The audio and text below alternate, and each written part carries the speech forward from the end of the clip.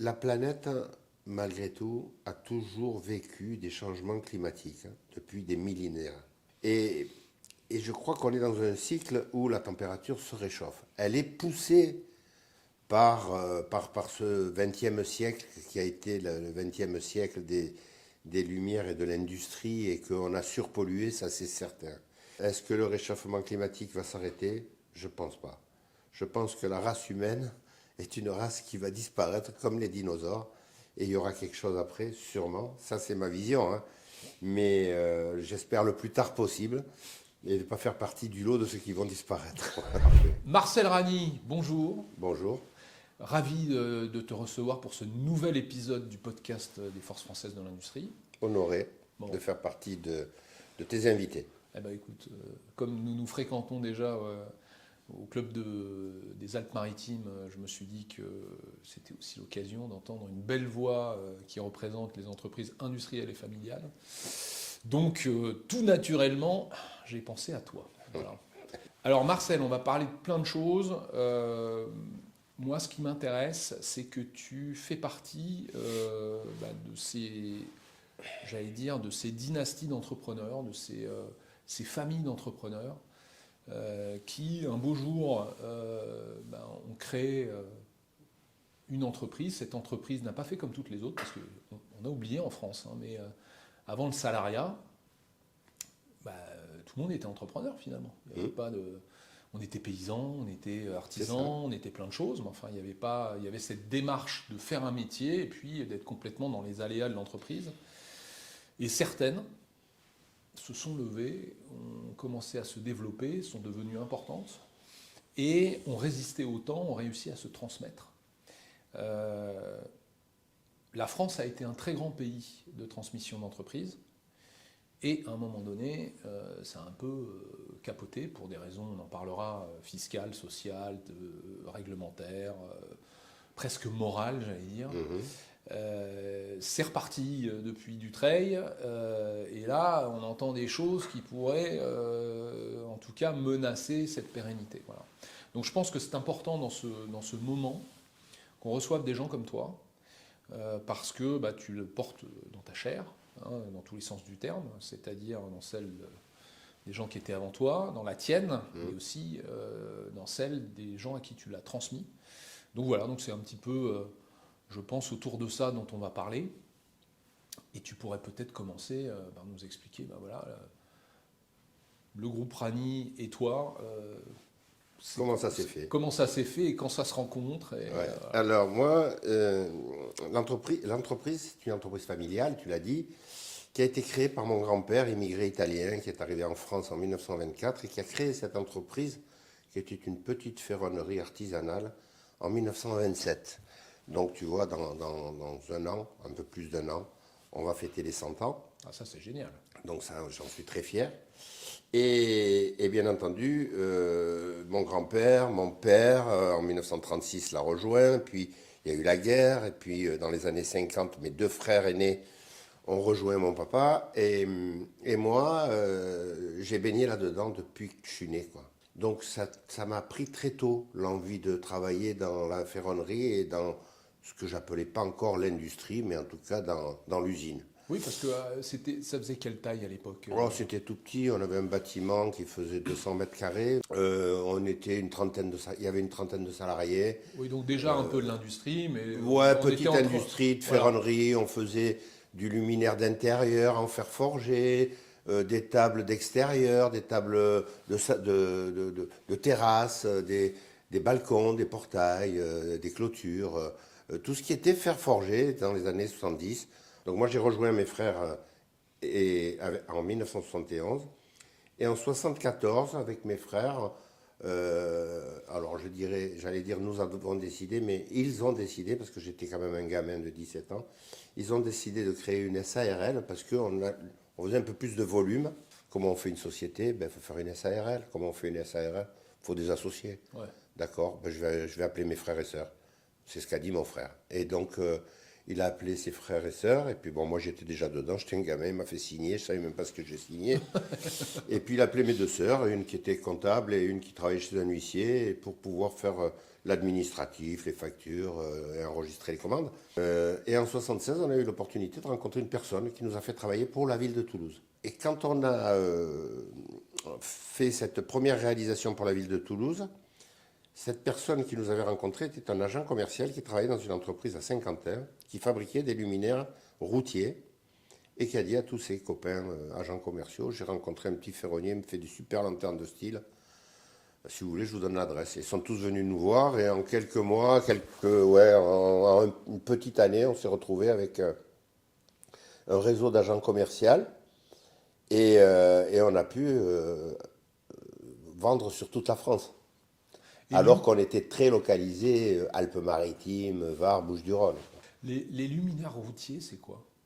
Les luminaires routiers, c'est ce que tu peux voir sur l'autoroute ou sur des grandes avenues. C'est des luminaires qui, à l'époque, étaient très hauts, 12, 13, 14 mètres, et qui éclairaient très large, très puissant, avec du 250 ou du 400 watts sodium. D'accord. Donc Ça ça, c'est des balançait. super réverbères. Voilà, D'accord. mais il n'y avait pas trop de lignes esthétiques. Et nous, on fabriquait ce qu'on appelait les luminaires traditionnels, qui étaient plus pas sculptés, parce que c'est pas le mot, mais en tout cas beaucoup plus, ça représentait beaucoup plus ça de l'artisanat. Et on faisait les cœurs de ville, les vieux bourgs, les vieux villages, les villages de l'arrière-pays. On a commencé comme ça, et à Toulouse, on avait fait une place historique, et ça nous avait donné une bonne presse et une bonne pub, en fin de compte. C'est ce qui nous a fait démarrer. Parce que vous recherchiez dès le début à mettre du goût, à mettre de l'esthétisme, à mettre... C'était notre culture. Voilà. La ferronnerie appelait et nous a amenés à faire des luminaires travaillés. Ouais. Un peu, pas sculptés, mais avec beaucoup de main-d'œuvre dessus. Alors qu'un luminaire routier, c'était un peu comme un projecteur, quoi. C'était un bout de tôle embouti avec un réflecteur à l'intérieur, une grosse lampe, et puis roule ma poule. Ouais. Mais nous, c'était beaucoup plus travaillé. Donc il y avait du fer forgé, il y avait des belles potences pour les tenir, des belles lanternes structurées en cuivre, en laiton, en acier, puis après c'est devenu en inox. Mais on était plus sur du produit façonné. Donc là, culture, on va dire déjà artisanale, assez exigeante sur le rendu, ouais. Qui arrive progressivement, parce que sans forcément avoir de plan, mais qui se développe, ouais. Qui commence à s'industrialiser, hein. Et quelques belles rencontres à Toulouse, puis ensuite ce que tu dis... Les agents commerciaux qui nous ont amené qui nous ont demandé de fabriquer des choses qu'on n'avait jamais fabriquées. Mais comme on était des ferronniers, nous, chaque fois qu'on nous demandait quelque chose, on disait pas de problème. Et donc, pas de problème. Et après, les clients disaient, ben ça, on va demander à Rani parce qu'il saura nous le faire. Et donc, on s'est fait notre réputation un petit peu d'artisans. Et après, on est devenus des gros artisans de l'éclairage public. Puis après, l'histoire a voulu qu'on rachète l'entreprise où travaillaient ces agents commerciaux à Saint-Quentin. Donc ça nous a donné un élan, ça c'était en 1989, puis en 1992 on en a racheté une autre, enfin on n'a pas racheté l'usine, mais on a racheté la production italienne d'une entreprise qui nous a permis de devenir des vrais éclairagistes parce qu'on avait des miroirs, on avait des outils pour mesurer la lumière, enfin, donc ça nous a structuré autrement et là on a commencé nous aussi à faire de l'éclairage routier, des projecteurs. Et ça, ces rachats, c'est de ton époque? Ça s'est fait avant? Oui, 1989, 1992. Alors, c'est pas moi qui les ai faits, c'est à l'époque où je travaillais. À l'époque, j'étais directeur de production. D'accord. Et donc tu étais dans les ateliers? J'étais dans l'atelier, 89, 92, j'étais dans l'atelier et je faisais un petit peu de commercial déjà. Je commençais. D'accord. Mais en tout cas, la maîtrise déjà de la production, de savoir comment ça tourne, la rentabilité. Moi, j'ai tout fait dans l'usine. Ouais. Je suis passé partout. J'ai commencé, je dis toujours, j'ai pas eu le bac, mais mon premier travail, ça a été de nettoyer le bac à charbon. Alors, tu vois, j'ai eu mon bac. Quoi. Voilà, c'est ça. Mais c'est pas grave. Peut-être que j'aurais été plus vite si j'avais fait les études, mais j'ai arrêté les études à 14 ans, persuadé qu'il n'y avait pas besoin d'étudier pour pouvoir réussir. Alors, à l'époque, c'était peut-être faisable. Aujourd'hui, je ne le conseille plus. Mais je suis passé par des étapes difficiles, difficiles, dures, parce que le métier n'était pas le même, les produits n'étaient pas le même, les clients n'étaient pas les mêmes.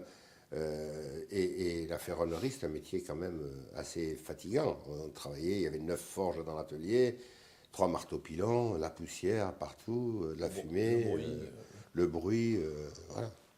D'accord. Eh ben, raconte un peu peut-être ça. 14 ans, tu débarques dans l'usine. 14 ans. Alors moi, depuis l'âge de 7-8 ans, je rentrais de l'école et j'allais voir mon père à l'atelier.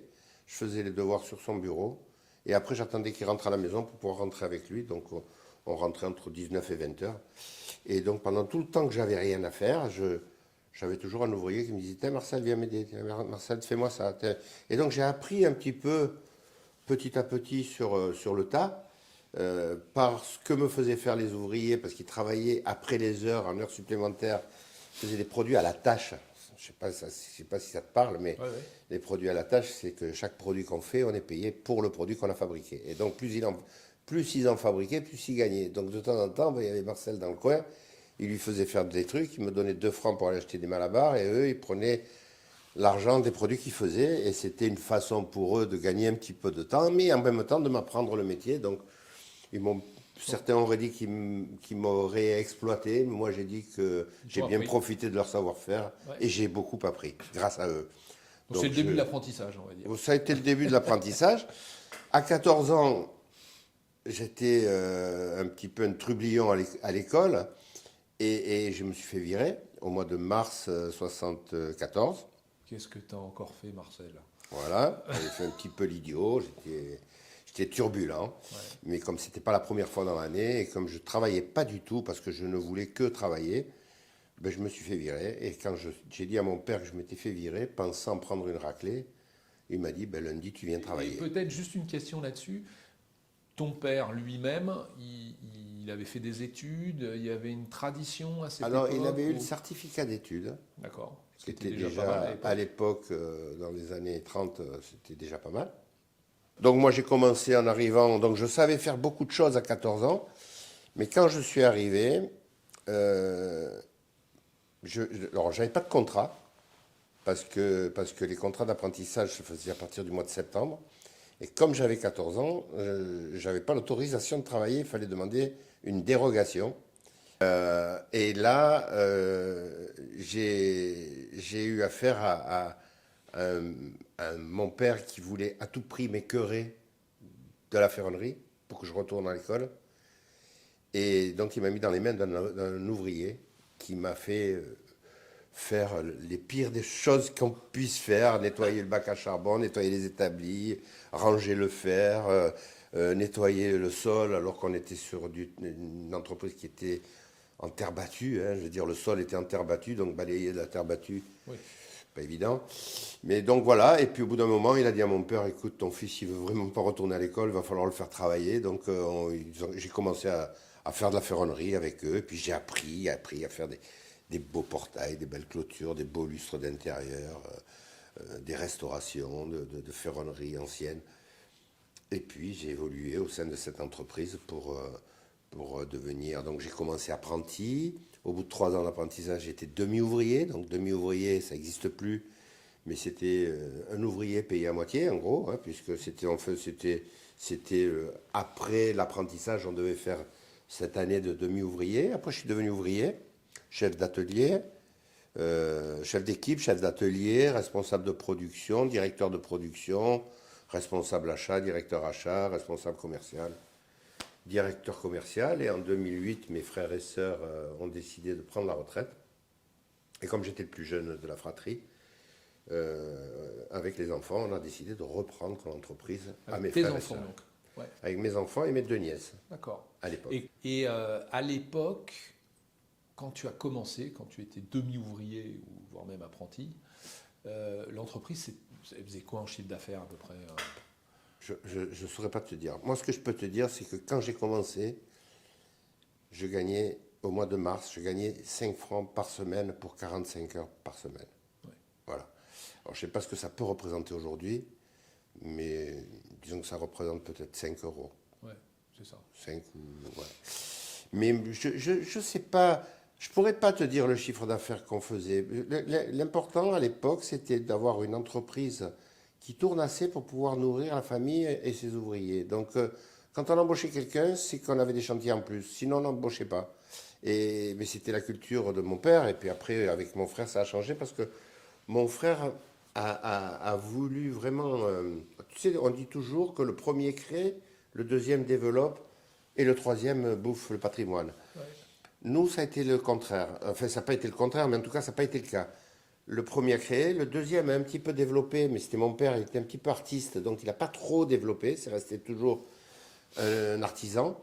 Mais par contre, mes deux frères aînés avaient envie de développer, ils en avaient marre d'être le petit ferronnier de Cagnes-sur-Mer, et ils voulaient faire d'autres choses. Et donc, il a décidé, toujours par opportunité, parce qu'on avait un oncle sur Paris, de faire le salon de l'ameublement à Paris, avec tous les produits qu'on fabriquait. Et on a fait un stand et là, on a eu un succès fou parce que ce qu'on faisait, personne ne le faisait. Et on a eu comme clients les Galeries Lafayette, le Printemps, toutes ces grandes enseignes qui faisaient rêver à l'époque. Et on s'est retrouvé avec du travail pour un carnet de commandes pour 6 mois. Et puis, tous les mois, on recevait des commandes à l'appel. Et donc là, on a vraiment développé, il a fallu embaucher, agrandir un petit peu. Et en 1974, on a déménagé, on a monté notre atelier qui nous a permis de grandir encore plus. Donc, belle croissance. Ben, elle a tout le temps été en croissance, cette Voilà. entreprise. Elle a tout le temps été en croissance. Et comment tu arrives à expliquer ça? Bon, parce que d'abord, je pense, par la force du travail. On ne s'arrêtait jamais. On commençait très tôt, on finissait très tard, on dormait très peu. On y a passé nos jours fériés, certaines vacances. Donc la passion justifiait l'effort. La passion, ouais, la passion. Et puis le savoir-faire nous a amenés vers des personnes qui étaient en recherche de certains produits qui n'existaient pas sur le marché. Et donc on s'est retrouvé à fabriquer des produits qu'on aurait dû d'ailleurs déposer à l'INPI pour pouvoir faire payer des royalties, parce que quelquefois on a été copié. Et quelquefois, mais bon, je veux dire, quand on est copié, c'est qu'on est bon, hein, donc c'est pas grave. Hein. Ouais. Mais même si on nous disait que quelquefois c'était nous qui copions, mais c'est vrai qu'on s'inspire. On s'inspire toujours de quelqu'un ou de quelque chose pour pouvoir développer son entreprise. Mais c'est surtout qu'on avait peur de rien et on avait vraiment envie de réussir et on avait une affinité avec les clients qui était très forte. Vraiment la culture du client et du fournisseur était très importante chez nous. Le fournisseur, pour nous, faisait partie intégrante des murs parce qu'on disait toujours que nos fournisseurs faisaient ce qu'on ne savait pas faire. Donc ils étaient complémentaires. Et j'ai toujours protégé ces fournisseurs qui sont devenus des partenaires. Hein. D'ailleurs, certains, ça fait 50 ans qu'on travaille avec eux et d'autres 30 ans. Mais on a des fournisseurs qui sont toujours là et qui sont toujours avec nous et qu'on protège, comme ils nous ont protégés en fin de compte. Ça, c'est intéressant parce que tu peux peut-être nous expliquer un petit peu ce que tu me disais un petit peu quand on a discuté de cet entretien, la différence que tu faisais, en tout cas les consignes que tu donnais à tes acheteurs. Alors, pendant longtemps, j'ai acheté, c'était où mon frère et après moi qui achetais. Et puis, quand on a grandi, il a fallu trouver des acheteurs, trouver un acheteur, faire un bureau avec des acheteurs. Et je disais toujours, je leur donnais toujours la liste des fournisseurs qui pouvaient un petit peu tordre, parce que c'était des fournisseurs qui n'étaient pas partenaires, qui étaient simplement des fournisseurs, des gros fournisseurs, avec des produits qu'on pouvait trouver, si je pouvais comparer par exemple, c'est le Bon Boulanger maintenant, et la grande surface. Si on va chez Leclerc, on peut aller chez Carrefour, quoi. Ouais. Donc là, c'était pareil, on peut discuter le prix. Donc ça, c'est des gens qui faisaient parfois fabriquer loin. Oui, qui avaient des grosses marges. Des grosses marques de l'éclairage qui étaient nos fournisseurs. Alors, il y en avait certains qui ont réussi à devenir des partenaires, comme Vossloh Schwab, qui était une marque germanique. Mais pour autant, c'était quand même des gros faiseurs. Des boîtes qui faisaient des milliards d'euros, quand nous, on faisait quelques millions. Donc, pour économiser sur cela, c'était c'était vers eux que je demandais toujours des délais de paiement à 90 jours, voire à 120, des prix toujours de plus en plus serrés, alors que les petits fournisseurs qui sont devenus nos partenaires, alors j'aime pas dire les petits fournisseurs parce que on est toujours le petit de quelqu'un et le gros d'un autre, mais je pense que ces petites entreprises qui ont grandi avec nous, elles ont grandi avec nous parce qu'elles nous ont protégés autant qu'on les a protégés. On les a protégés en les faisant travailler, mais elles nous ont protégés en nous donnant de la qualité et en œuvrant de façon à ce que nous, on puisse faire des choses qu'on ne pouvait pas faire. Voilà, donc ça c'est vraiment l'ADN des entreprises familiales, avec cette capacité peut-être à jouer en équipe, à protéger l'équipe, à passer les coups durs ensemble, à partager la valeur quand il y en a, et à être finalement assez enraciné, parce que il y a des territoires autour. L'entreprise familiale, je dis toujours que la différence entre l'entreprise familiale et les grands groupes cotés en bourse, c'est que l'entreprise familiale, elle est là pour pérenniser l'outil. Et donc, on ne peut pas pérenniser un outil si on veut tuer son partenaire. On pérennise l'outil avec les partenaires. Et eux-mêmes pérennisent leur outil. Et pourquoi on veut pérenniser?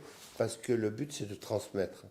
Transmettre les savoir-faire aux gens qui rentrent, aux jeunes, aux apprentis, aux salariés, aux ouvriers, mais aussi transmettre, si c'est possible, aux enfants qui arrivent après. Moi, je viens de le faire avec mes enfants. Mais avant moi, il y a eu mon frère, mes frères et sœurs qui m'ont transmis. Bon, mon père et mon grand-père sont morts avant de transmettre, mais en tout cas, chaque fois, les enfants ont voulu reprendre, et cette culture, elle s'ancre dans l'entreprise et dans la famille. Et des fois, on me disait, mais avec le chiffre d'affaires que tu fais, tu devrais vendre, tu prendras le pactole. Mais je disais toujours que je ne vendrai jamais. Je ne vendrai jamais parce que j'aurais toujours eu l'impression de faire mourir mon père une deuxième fois déjà. Et puis, je n'aurais pas le plaisir que j'ai aujourd'hui de voir mes deux fils évoluer à la tête de l'entreprise comme j'ai évolué à leur âge aux commandes. D'ailleurs, le chiffre d'affaires, vous en êtes où là-dessus? Alors, écoute, je vais te donner les chiffres de 2024 parce que les 2025 ne sont pas encore arrêtés, on n'a pas fini l'année. On est un petit peu en baisse sur 2025, mais l'entreprise, en 2024, on a fait 132 millions. Ouais, belle entreprise. Et on est 400, à peu près, le groupe, c'est 450 salariés. D'accord. Alors, tu parlais en fait, cette conviction, c'est un sentiment très ancré qui n'est pas interrogé, enfin qui est un petit peu comme la foi du charbonnier, hein, c'est-à-dire qu'on ne sait pas d'où ça vient, mais c'est là, sur ta volonté de transmettre. Est-ce que ça vient d'une culture qui a été, j'allais dire, un petit peu structurée, ou c'est des non-dits qui font que on est dans une ambiance et c'est comme ça? Parce que je ne peux pas dire que ce soit comme ça. Je pense que... moi, j'ai travaillé 34 ans avec mes frères et sœurs. Donc, 34 ans de travail soudé comme ça crée une force déjà. Ça donne une force. Et puis une volonté de faire rentrer ses enfants. Alors, on n'a forcé aucun enfant à rentrer, mais en fin de compte, de vivre ça de l'extérieur, de voir les 5 frères et sœurs tout le temps ensemble, se réunir pour des repas, pour Noël, pour ainsi de suite, avec ma mère qui nous rassemblait souvent, ça permet aux enfants de se projeter. Alors, même si au départ, ils n'avaient pas vraiment décidé de nous rejoindre, avec les besoins de l'entreprise qui étaient en pleine croissance, par rapport aux études qu'ils avaient fait, on s'est dit, pourquoi pas on n'irait pas les chercher un tel pour faire ça, un tel pour faire ça. Et donc, ils nous ont rejoints. Donc ça crée une culture. Et après, quand on fait rentrer les enfants, difficile de dire on va vendre. On les fait rentrer, pourquoi faire? Pour les faire sortir? Ou pour les laisser dans les mains d'acheteurs ou d'un grand groupe Donc, on se disait toujours, on va développer. Et on a continué à développer. Tout en gardant cette culture d'artisan. Ouais. Ok, donc une certaine culture comme ça, et à mon avis, une des fonctions, des statuts, des états, appelle ça comme tu veux, les plus mal compris en France, c'est celui d'actionnaire. Quand on va poser la question à j'allais dire, à monsieur et madame Michu, actionnaires, au mieux, c'est une sorte de placement. Ouais. Je mets mon argent là, j'espère que je mets un, j'espère que je vais avoir deux. Au pire, c'est une sorte de rente, alors quasi sans risque, il n'y a jamais de risque, être actionnaire dans la tête des gens qui critiquent. Et ça se fait sur le dos des autres. Donc il y a une dimension quasiment de parasitisme. Ça m'intéresse, tu vois, c'est pour ça que j'aimerais bien ton avis sur ce statut actionnarial, alors que vous avez tous vécu, si j'ai bien compris, actionnaire et en même temps personne opérationnelle aux manettes. Alors, moi, j'ai toujours géré de la même façon qu'avaient fait mes aînés, c'est-à-dire que on acceptait aucun étranger dans ma boutique. Donc, il n'y avait personne qui prenait des actions, qui devenait actionnaire de l'entreprise. Donc, il n'y avait que les frères et sœurs. Et après, quand les enfants ont décidé de reprendre, c'est devenu les enfants et moi. Et puis en 2021, pour pouvoir développer un peu plus, on avait besoin d'accompagnement, d'aide, de support. Pas tellement d'argent parce qu'on avait une bonne trésorerie, mais surtout d'une vision différente parce qu'en grandissant, il fallait un DAF, il fallait structurer, il fallait un directeur opérationnel, toutes des choses qu'on n'avait pas obligatoirement. Et donc en 2021, on a fait rentrer deux actionnaires qui sont la BPI et Afrique Invest, qui sont deux actionnaires financiers, mais qu'on a voulu, d'abord parce que BPI c'était l'État, et que celui qui nous a... Je lui ai bien fait comprendre que ce que je voulais, c'était pas de l'argent, mais surtout, c'était pas que pour l'argent, c'était surtout pour l'accompagnement.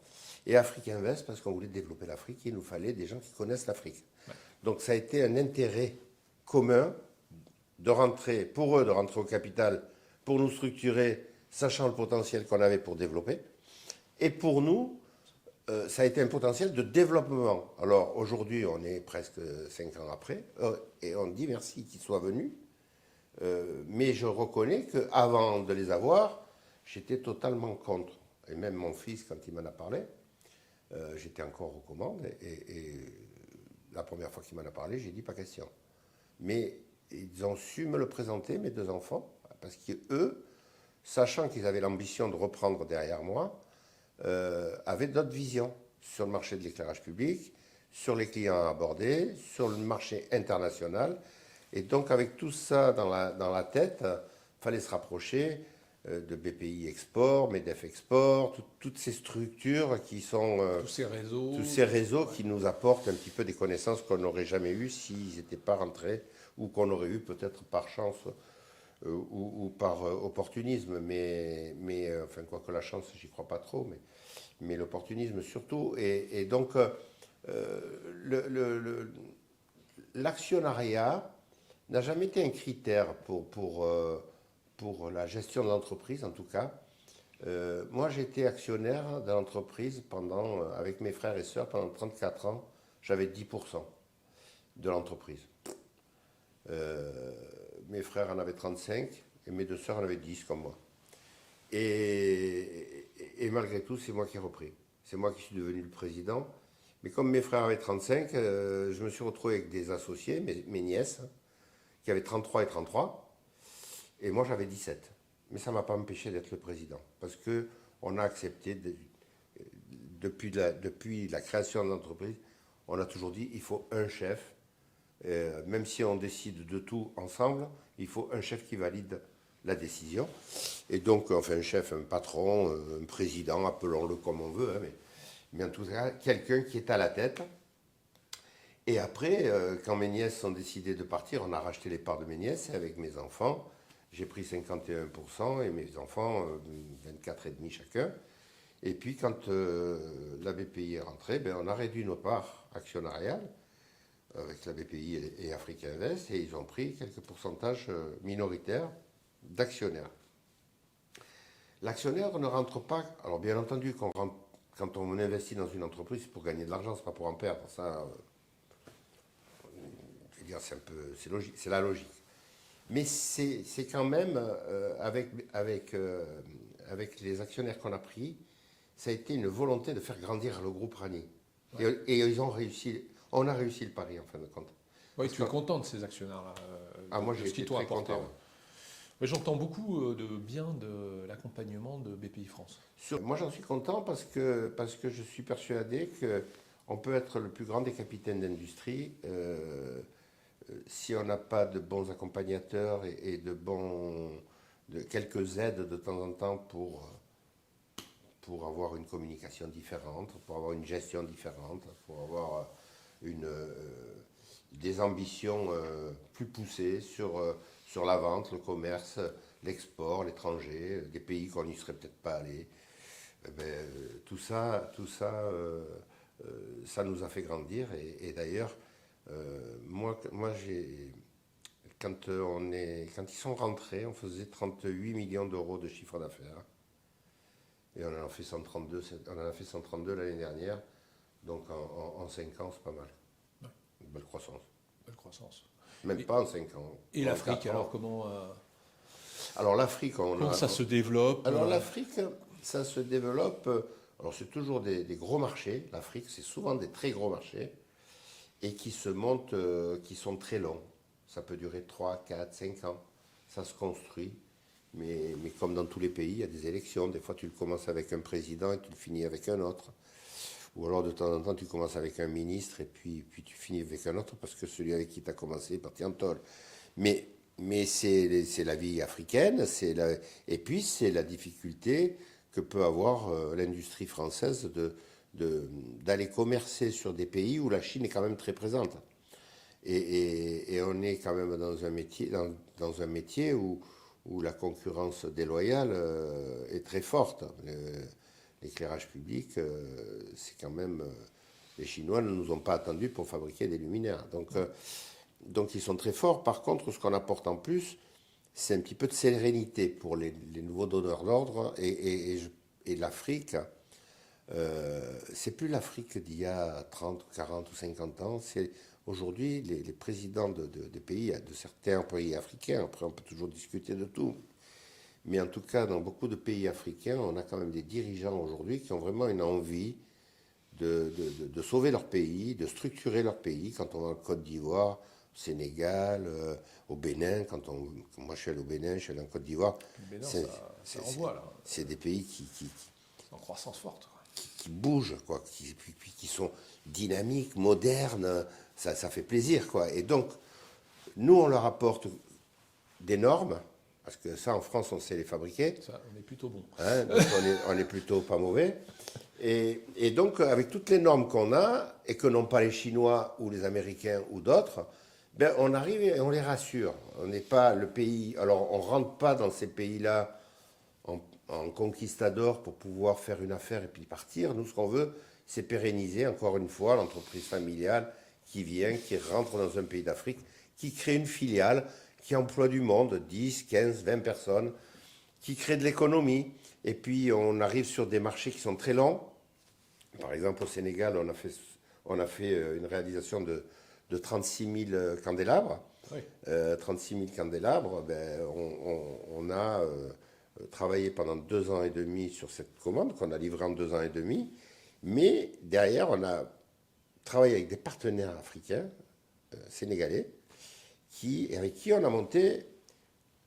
On n'a pas vendu un produit, on a vendu un produit et une installation, puisque avec ce partenaire sénégalais, on a fourni le produit, nous, Rani, fourni le produit, ils ont fini de le monter au Sénégal, ils l'ont installé et on le garantit pendant 7 ans, et pendant ces 7 ans de garantie, on leur apporte un suivi et un entretien des produits. Donc s'il y en a un qui tombe en panne, c'est nous qui nous en occupons. Donc avec le service. Ça, les Chinois ne savent pas faire. Donc, en fin de compte, il faut toujours être un petit peu innovant et apporter ce que les autres ne savent pas faire. D'accord. Très bien. Toi qui as vécu cette période, comment ça s'est passé au tournant des années 70-80 Ce que je comprends, pour avoir pas mal discuté, notamment avec le mouvement des entreprises de taille intermédiaire, on avait grosso modo à peu près le même nombre d'entreprises de taille intermédiaire alors à l'époque c'était la RD, c'était la RFA, c'est l'Allemagne de l'Ouest, pardon. De l'Ouest, ouais. Et en fait, ça s'est complètement effondré. Là, c'est reparti, j'ai l'impression, enfin, c'est pas j'ai l'impression, c'est m'a-t-on dit, depuis le pacte d'Utreil. Comment est-ce que toi, tu as vu ça? Est-ce que tu as vu autour de toi des confrères, des concurrents, des partenaires qui arrêtaient, qui revendaient, Alors, moi, j'ai connu des entreprises familiales. Alors, nous, on était 5 frères et sœurs, donc on a continué ensemble. On ne savait pas qu'on allait transmettre à nos enfants. Ce n'était pas écrit. Pour autant, c'était un petit peu notre volonté.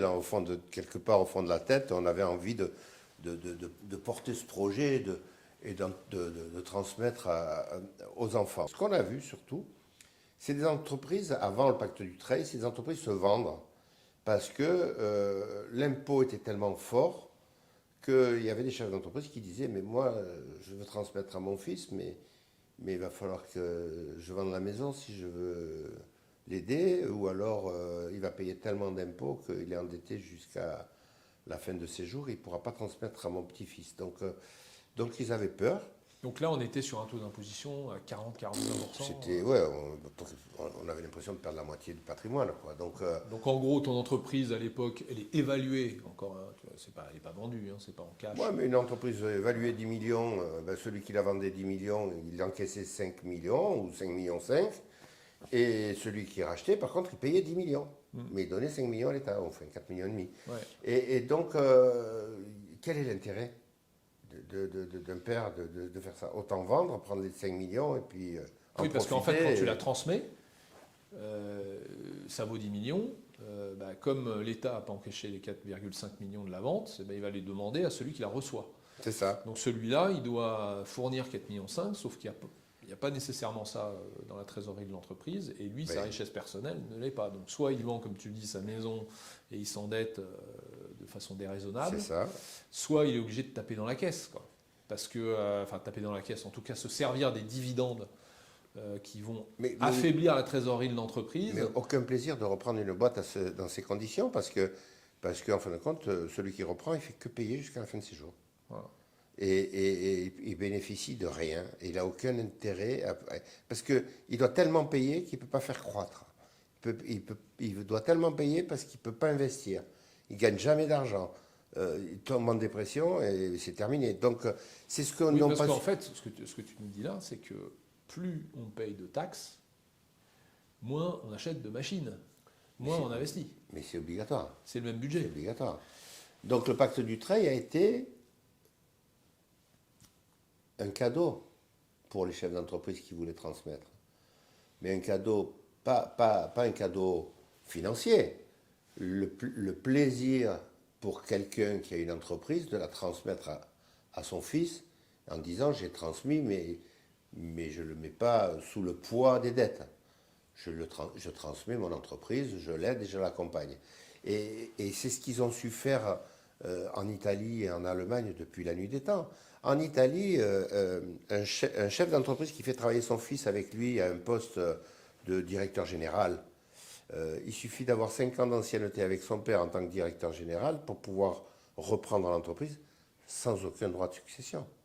Donc là, on est à zéro, parce que le pacte d'Utreil, c'est beaucoup mieux que ce qu'il y avait avant. Ouais, mais c'est quand même 25%. Voilà, il y a quand même de valeur imposée. Voilà. Donc c'est mieux, mais bon... C'est mieux que rien. Ouais. C'est pas la panacée. Voilà. Souvent, on dit en France, nos châteaux, on les a laissés tomber en ruine. En Angleterre, les châteaux sont toujours debout. La raison, c'est quoi?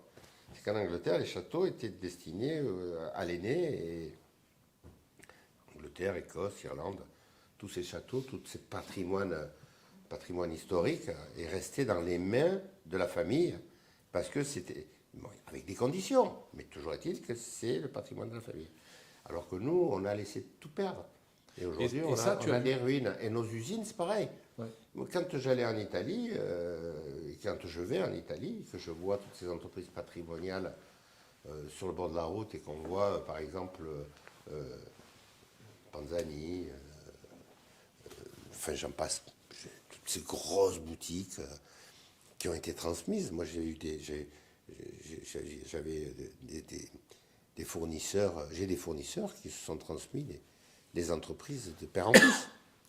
Parce que le fils arrivait sur le marché, le père quittait à 70, 75 ans, et le fils reprenait derrière. Mais sans s'endetter outre mesure. D'accord. Et donc ça, en fait, la mise en place de cette imposition un peu diabolique, ça a été les années 80. Ouais, et est-ce que tu as, toi, en mémoire, des gens avec qui tu bossais qui ont disparu Moi, j'avais visité une entreprise qui était à Albi, qui était la plus vieille fonderie française d'aluminium, qui s'appelait la fonderie Gillet, une belle fonderie, hein, qui avait été créée sous Louis XIV. Et alors, qui n'avait jamais trop grandi, c'était jamais devenu un grand groupe. Mais elle avait juste quand même assez grandi pour avoir une certaine valeur, et jusqu'au moment où le dernier patron de la boutique a préféré vendre plutôt que transmettre à ses fils parce que ça coûtait trop cher. Et qui a racheté? Grand groupe, fonds d'investissement? Un fonds de pension. Ça a duré 5 ans et ça a déposé le bilan. Bon, alors ça, Voilà. il y a quand même une tradition de dépôt de bilan chez les fonds de pension. Les fonds de pension sont là pour faire du fric, hein, ils ne sont pas là pour gérer une entreprise. Donc si l'entreprise, elle génère, c'est bien, ils en gagnent, ils disent rien. Si elle ne génère pas, ils arrivent, ils disent je veux de l'argent, donc il faut licencier parce que c'est là qu'on fait la première économie. Et quand on licencie, on n'a plus le personnel pour produire. Et quand on n'a plus le personnel pour produire, les locaux deviennent trop grands et les charges trop lourdes. Et petit à petit, boum, boum, boum, on rentre dans une situation infernale et on meurt à cause de ça. Les fonds de pension, c'est pas la panacée pour un industriel, quoi.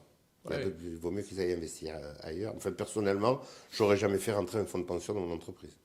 En fait, ce que tu nous racontes là, c'est qu'on arrive au paradoxe absolu.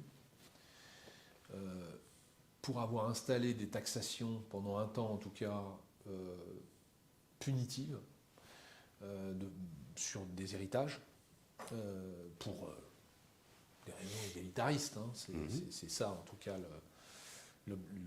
l'objectif déclaré, enfin, la motivation et le sens de ce qui a été mis en place, on en arrive à financiariser l'économie, puisque ce que tu nous dis, c'est que parce qu'on nous demande trop d'impôts aux familles, elles vendent, qui rachètent des fonds d'investissement financiarisés, qui ont une vision à 5 ans, au lieu d'avoir ça à 2 générations, comme il y a dans les entreprises familiales.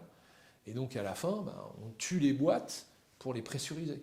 Alors que si on les avait laissées dans les mains des familles, ça ferait comme en Italie, comme en Espagne, comme en Suisse, comme je ne sais où. Un chef d'entreprise, d'une entreprise patrimoniale, familiale, il gère son entreprise comme il gère son foyer. Et donc, un bon père de famille, il va tout faire pour que son foyer soit le plus heureux possible. Et un bon chef d'entreprise familiale, il va tout faire pour que ses salariés soient bien, pour que son entreprise génère, pour pouvoir partager avec cette richesse vive avec ses salariés aussi, pas rien qu'avec sa famille. Parce qu'en fin de compte, une entreprise familiale, c'est une grande famille. Moi, quand j'arrive à l'usine, j'ai des ouvriers qui me font la bise, qui m'embrassent. Salut Marcel, comment tu vas? J'ai jamais quelqu'un qui m'appelait patron. Moi, j'ai jamais été le patron distant, j'ai toujours été Marcel. Et donc, on ne vit pas de la même façon dans une entreprise comme ça. Et donc, quand ces salariés sont proches de leur patron, qui sont bien chez lui, mais qu'est-ce qu'ils font? Ils vont tout faire pour y être encore mieux. Ouais, bien sûr. Et donc, je veux dire, c'est naturel. L'entreprise patrimoniale, il faut la protéger parce que c'est le patrimoine de la France. Et le drame, c'est qu'à un moment donné, dans les débuts des années 80, on a pensé que le politique devait gérer les entreprises à la place des chefs d'entreprise. J'ai le souvenir de Martine Aubry. Moi, j'ai connu quand même 81, les 35 heures. bon, Martine Aubry qui disait, pour les patrons qui ne savent pas organiser pour faire 35 heures, j'irai leur expliquer. C'est fantastique de la part de quelqu'un qui n'a jamais travaillé de venir expliquer à un patron comment il doit travailler. Donc c'est dur pour un chef d'entreprise d'entendre des trucs comme ça. Quand on est habitué, mais même pour les salariés, ils étaient habitués, s'ils avaient envie de faire 10 heures supplémentaires dans la semaine, ils étaient payés 10 heures de plus. Et puis du jour au lendemain, on leur a dit, tu ne peux plus faire d'heures supplémentaires. On va en faire 4, 5 par semaine. C'est freiné, c'est le nivelage par le bas. Tout est nivelé par le bas. Et ce n'est pas parce qu'on réduit le temps de travail qu'on partage le temps de travail. On a cru qu'on allait faire le partage des richesses en réduisant les heures. Mais pourquoi 35 heures? Pourquoi pas 20? Mais il y a des gens qui sont faits pour travailler 80 heures par semaine. Pourquoi les chefs d'entreprise ne s'arrêtent jamais? Moi, je dormais quand j'étais... bon, maintenant, je dors un peu plus, mais quand j'étais aux commandes de l'entreprise, je me couchais jamais avant minuit, je me levais jamais après 4h30, quoi. Donc quand j'avais dormi 4 heures, j'étais bien. Mais il y en a qui ne savent pas faire ça. Mais j'en suis pas mort, en tout cas, c'était ma vie qui était comme ça. On ne peut pas imposer à quelqu'un, enfin, sauf dans le Soviet suprême de l'ex-URSS ou dans l'ex-Yougoslavie, mais le but d'un être humain, c'est de lui laisser faire ce qu'il veut, comme il veut, quand il veut. Et on a voulu lui dire, non, tu vas faire comme ça, tu vas faire comme ça. Et aujourd'hui, on est dans cette situation où on nous dicte ce qu'on doit faire dans nos entreprises. Quand même. On n'a quand même pas une liberté à 100%. Hein. Donc, je crois que si on ne prend pas la décision, à un moment donné, de laisser faire aux chefs d'entreprise ce qu'ils savent faire pour le mieux, et de laisser faire aux politiques, la politique, ça sera parfait. Ouais. Et sur les 35 heures, pareil, est-ce que tu as vu autour de toi, parce que j'ai eu le plaisir d'interviewer un monsieur qui s'appelle Patrick Bellitti, qui nous a donné, lui, son point... Surtout dans les fonderies. Hein. Voilà, c'est ça, dans les fonderies, qui nous a expliqué la catastrophe qui était l'arrivée des 35 heures, parce que lui, il vendait du temps homme. Eh oui. Et donc, toi, autour de toi, comment ça a été moi, j'ai des copains qui sont mis aux 35 heures et ils me disaient tous que j'étais un bon à rien parce que moi, je suis resté à 38. Je suis passé de 39 à 38, mais 38 payé 39. Donc, j'ai donné le choix aux salariés. J'ai dit soit c'est 35 heures payé 35, soit 38 payé 39. Ils ont choisi. Parce que l'argent, quand même, est primordial chez un salarié. On est tous fait pareil. Je veux dire, on a besoin d'argent pour vivre, on a envie d'aller au cinéma, changer la voiture, héberger au restaurant. Hein. Donc, et tous ceux qui m'ont dit que j'étais nul, pour certains, ils n'existent plus. Et moi, j'ai perduré et eux ont disparu. Les 35 heures n'ont jamais été... Alors, nous, on est toujours à 38 heures chez Rani. Et malgré le fait que ce soit une ETI et qu'on ait grandi, mais on a le droit de faire 3 heures supplémentaires. Donc, Est-ce que tu peux nous dire, parce que là, on a bien vu la croissance du groupe, on a vu son développement. J'imagine qu'il y a eu des heures difficiles. Oh, ben il y en a eu plein. Tu peux nous raconter? On a vécu 81 quand même, l'élection présidentielle de François Mitterrand, le choc de passer du gaullisme au socialisme. Donc, et ça s'est matérialisé comment, ça? Moi j'ai toujours cet exemple au-dessus de l'usine. Un jour tu viendras, tu verras, je t'expliquerai. Au-dessus de l'usine, il y avait plusieurs hectares qui avaient été achetés par des Américains. C'était la propriété de Marcel Pagnol. C'était des Américains qui voulaient faire un lotissement de villas de luxe, ce qu'on appelait à l'époque les ghettos de riches. Je ne savais pas que les riches pouvaient avoir des ghettos, mais ça s'appelait comme ça dans la presse. Et quand Mitterrand est passé, les Américains ont dit catastrophique, en France ça devient communiste, même si ce n'était pas le cas. Mais les Américains ont eu peur. Donc ils ont vendu, ça a été morcelé, et puis aujourd'hui, de ce qui devait être fait, rien n'a été fait. Donc il y a des entreprises qui attendaient ça pour pouvoir développer. Et ça, je te parle que pour mon coin, mais ça a été quand même national. Après, on a vécu... Bon, après, on n'en est pas mort. Hein, c'est des crises. Hein. Moi, je dis toujours qu'une crise, c'est fait pour passer. C'est comme une crise de dents ou une bonne grippe. Hein. Le but, c'est de la soigner et puis de passer. Mais Pour autant, il faut avoir les reins solides, il faut avoir une entreprise structurée, une bonne trésorerie, ça c'est le nerf de la guerre. Et donc voilà, toutes ces crises 81, après il y a eu 2008 quand j'ai pris la présidence. Ah, t'as bien choisi ton année, là. Moi je suis arrivé, j'ai pris la présidence le 1er juillet 2008, pardon. 2008, les subprimes, c'est... Octobre. Ouais. Euh, Bienvenue. Octobre, fin décembre 2008, moins 5%. Fin mars, moins 49%. Et puis, on s'est retroussé les manches, on est allé au Turbin. Et j'ai fait 80 000 km cette année-là en voiture pour aller chercher des commandes. Je prenais des commandes à des clients, des partenaires, qui me considéraient comme leur partenaire. On en parlait tout à l'heure. Qui m'ont passé des commandes que je ne devais pas livrer. Et pour donner du travail à mes ouvriers, parce que j'avais une bonne trésorerie, j'ai pu le faire. Explique-moi ça. Comment ça? J'allais voir des clients et on avait des projets en cours. Tu sais, quand on travaille avec l'administration, bon, moi je ne travaille pas avec l'administration, je travaille avec des entreprises qui installent dans les villes. Et donc mon client, c'est l'installateur. Je disais, le projet qu'on avait, qu'on a commencé à monter, on en est où? Ouais, la commande, elle est pour toi. Ben, je dis, passe-la moi. Et il me disait, mais non, mais il faut livrer en novembre. Mais je dis, je m'en fous, passe-la moi. Moi, je vais bosser. Je te prépare la commande. Parce que quand ça va redémarrer, j'aurai des délais trop longs. Non, mais moi, je veux pas que tu me factures. Mais je ne te facture pas. Je veux fabriquer. Ça m'a permis de licencier personne. Ça m'a permis de surstocker. Et quand la crise s'est décantée, j'étais prêt et je livrais en 15 jours au lieu de livrer en 6 semaines. Et donc, les clients savaient que Rani livrait, que mes concurrents ne livraient pas. Et là, en 2008, ça m'a permis de passer de moins 49 à fin avril 2009 à moins 4 en fin d'année 2009 et à plus 35 en 2010. Donc, parce que bon, j'ai pris des risques, j'ai joué un peu au poker. J'ai fait du stock, j'avais des pièces. Ouais, enfin, tu as pris des risques, mais en même temps, tu as joué la protection de la famille. J'ai joué la protection de la famille, Donc mais de toutes les familles, des salariés, les la mienne. salariés, voilà, c'est ça. C'est-à-dire que la grande famille Rani, avec ce que tu racontais tout à l'heure, avec les ouvriers, avec les employés qui rejoignent l'entreprise familiale, là, tu les as protégés. Tu as protégé aussi les partenaires. C'est ça. Parce que tu pouvais le faire, parce que tu avais une bonne trésorerie. C'est ça. Voilà. Exactement. Okay. La trésorerie, c'est un coussin sur lequel on peut... Ça nous permet de dormir sur nos deux oreilles le soir quand on va se coucher. Ouais. Je te pose une dernière question, en tout cas. Après, tu me diras si tu veux rajouter des choses.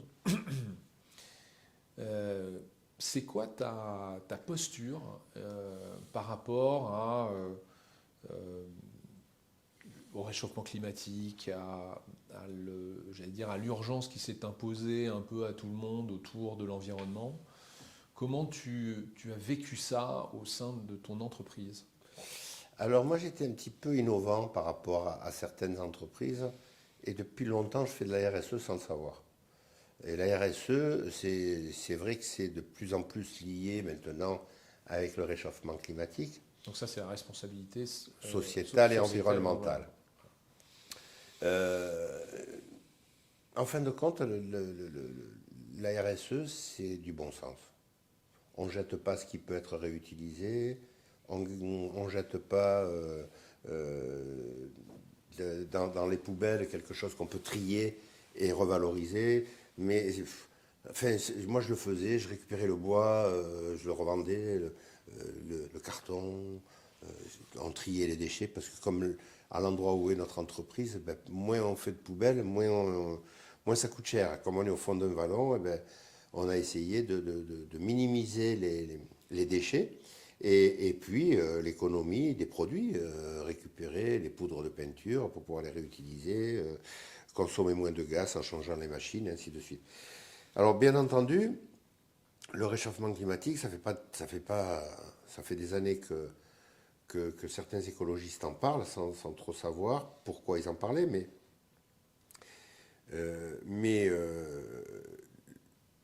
je pense que la planète malgré tout, a toujours vécu des changements climatiques depuis des millénaires, des millions d'années.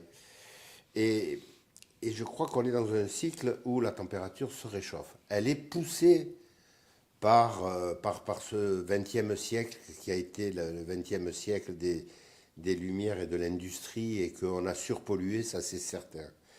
Et que tout ce qu'on voit dans certains pays africains, des rivières remplies de bouteilles en plastique, c'est juste inadmissible, et ça ne va pas dans le bon sens. Et de voir les stations de l'arrière-pays niçois qui n'ont plus de neige, c'est un véritable réchauffement climatique. Est-ce qu'on va l'arrêter? Je ne pense pas. Une chose est certaine, c'est que en vieillissant, on s'aperçoit que la planète est en danger. Chirac l'avait dit, hein, la maison brûle, mais on ne fait rien. Mais je pense qu'il faut faire maintenant. Mais pas faire parce que la marche arrière, on ne remettra pas le film à l'envers, et on ne pourra pas revenir à ce qu'on était il y a 20 ans ou 30 ans. Mais par contre, pouvoir apporter à nos enfants des solutions pour pouvoir continuer à vivre et à faire des enfants qui vivront, c'est pas mal. Est-ce que le réchauffement climatique va s'arrêter? Je ne pense pas. Je pense que la race humaine est une race qui va disparaître comme les dinosaures, et il y aura quelque chose après, sûrement. Ça, c'est ma vision, hein. Mais j'espère le plus tard possible, et de ne pas faire partie du lot de ceux qui vont disparaître. Merci pour cet exercice de prospective. Est-ce que tu veux évoquer un sujet, là? Il nous reste 3-4 minutes. Écoute, moi, juste pour te dire quand même que je suis passionné par l'industrie depuis mon plus jeune âge, que je suis très investi dans l'industrie, tu le sais, avec l'UIMM, l'Union des industries des métiers de la métallurgie, en étant le président de la région Sud, que ça continue à me passionner, que, je le disais tout à l'heure, les crises, c'est fait pour passer, et qu'on passera celle-là, même si cette année elle a été plus dure. Peut-être que l'année prochaine elle sera encore un peu plus dure. Je pense qu'à un moment donné, il va y avoir un rebond, un sursaut de nos politiques qui nous gouvernent, et de certaines personnes qui pourront peut-être redonner l'envie. Et voilà, donc l'industrie est la base de tout. Tout ce qu'on a autour de nous, c'est industrie. Il faut sauver nos industries, il faut accompagner nos industries, il faut aider nos industries. Et il faut arrêter l'imposition à outrance, parce que l'imposition fait fuir, alors que les résultats dans une entreprise créent de la richesse, créent de l'emploi, créent de l'économie, et créent du tourisme, et créent du service. Merci Marcel. Avec plaisir. C'était un plaisir.